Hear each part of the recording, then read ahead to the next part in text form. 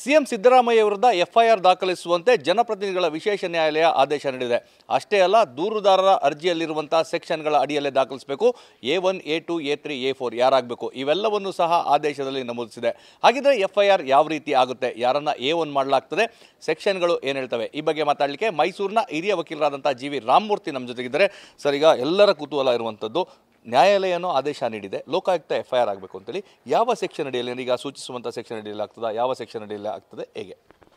ನಾನು ಮೊದಲನೇದಾಗಿ ಹೇಳೋದೇನು ಅಂದರೆ, ಸೆಕ್ಷನ್ 156(3) ಅಡಿಯಲ್ಲಿ ನ್ಯಾಯಾಧೀಶರು ಒಂದು ತನಿಖಾಧಿಕಾರಿಗೆ ಆದೇಶ ಕೊಟ್ಟಾಗ ಆದೇಶದನ್ವಯ ತನಿಖಾಧಿಕಾರಿ ಯಥಾವತ್ತಾಗಿ ಎಫ್ಐಆರ್ ದಾಖಲಿಸಿಕೊಂಡು ಅದರ ಮೇಲೆ ತನಿಖೆ ನಡೆಸಬೇಕಾಗ್ತದೆ. ತನಿಖೆ ಈ ರೀತಿಯೇ ನಡೆಸಬೇಕು ಅಂತಿಲ್ಲ, ಅದು ತನಿಖಾಧಿಕಾರಿಯ ವಿವೇಚನೆಗೆ ಬಿಟ್ಟಿದ್ದು. ಆದರೆ ನ್ಯಾಯಾಲಯದಿಂದ ಯಾವ ರೀತಿ ಬಂದಿದೆಯೋ ಕಂಪ್ಲೇಂಟು, ಅದರ ಪ್ರಕಾರನೇ ಅವರು ತನಿಖೆ ಮಾಡಬೇಕಾಗ್ತದೆ. ಈಗ ಸಿದ್ದರಾಮಯ್ಯ ಅವರ ಪ್ರಕರಣದಲ್ಲಿ ಯಾವ್ಯಾವ ಕಾಯ್ದೆಯನ್ನು ಉಲ್ಲೇಖ ಮಾಡಿದ್ದಾರೆ, ಹೇಗೆ ಅಂತ? ಸಿದ್ದರಾಮಯ್ಯನವರ ಪ್ರಕರಣದಲ್ಲಿ 4 ಕಾಯ್ದೆಗಳ ಅಡಿಯಲ್ಲಿ ತನಿಖೆ ಮಾಡಬೇಕು ಅಂತ ನ್ಯಾಯಾಲಯ ಆದೇಶಿಸಿದೆ. ಮೊದಲನೇದಾಗಿ ಐ.ಪಿ.ಸಿಯಲ್ಲಿ ಕ್ರಿಮಿನಲ್ ಮಿಸ್ಅಪ್ರಾಪ್ರಿಯೇಷನ್ ಆಫ್ ಪ್ರಾಪರ್ಟಿ ಬರ್ತದೆ, ಅದು ನಾನ್ ಬೇಲಬಲ್ ಆಗ್ತದೆ. ಕ್ರಿಮಿನಲ್ ಬ್ರೀಚ್ ಆಫ್ ಟ್ರಸ್ಟ್ ಬರ್ತದೆ, ಅದು ಕೂಡ ನಾನ್ ಬೇಲಬಲ್ಲು. ಫೋರ್ಜರಿ ಇದೆ, ಚೀಟಿಂಗ್ ಇದೆ, ಮತ್ತು ಹಲವಾರು ಅಫೆನ್ಸ್ಗಳಿದೆ. ಇದರಲ್ಲಿ 4-5 ಪ್ರಾವಿಷನ್ಗಳಲ್ಲಿ ನಾನ್ ಬೇಲಬಲ್ ಅಫೆನ್ಸ್ಗಳು ಇರ್ತವೆ. ಎರಡನೇದಾಗಿ ಪ್ರಿವೆನ್ಷನ್ ಆಫ್ ಕರಪ್ಷನ್ ಆ್ಯಕ್ಟು, ಇದ್ರ ಬಗ್ಗೆನೇ ಹೆಚ್ಚು ಸದ್ಗದ್ದಲಾಗಿರೋದು. ಯಾಕಂದರೆ ಸಿದ್ದರಾಮಯ್ಯನವ್ರಿಗೆ ಇದರಲ್ಲಿ ಪ್ರಿವೆನ್ಷನ್ ಆಫ್ ಕರಪ್ಷನ್ ಆ್ಯಕ್ಟೇ ಬಹಳ ಮುಖ್ಯವಾಗಿ ಅವರಿಗೆ ಅಟ್ರ್ಯಾಕ್ಟ್ ಆಗೋದು. ಅದರಲ್ಲಿ ಸೆಕ್ಷನ್ 9 and 13 ಬರುತ್ತೆ. 13 ಏನು ಅಂತಂದರೆ, any public servant criminal misconduct ಮಾಡಿದಾಗ ಯಾವುದೇ ಸರ್ಕಾರಿ ಅಧಿಕಾರಿ, ಅದಕ್ಕೆ ಬಹಳ ವೈಡ್ ಸ್ಕೋಪ್ ಇದೆ. ಯಾವುದೇ ರೀತಿ ಅದು ಮಿಸ್ಕಂಡಕ್ಟ್ ಆಗಿದ್ರೂ ಕೂಡ ಅದರಲ್ಲಿ ಅವರನ್ನು ಶಿಕ್ಷೆಗೆ ಗುರಿಪಡಿಸ್ಬೋದು.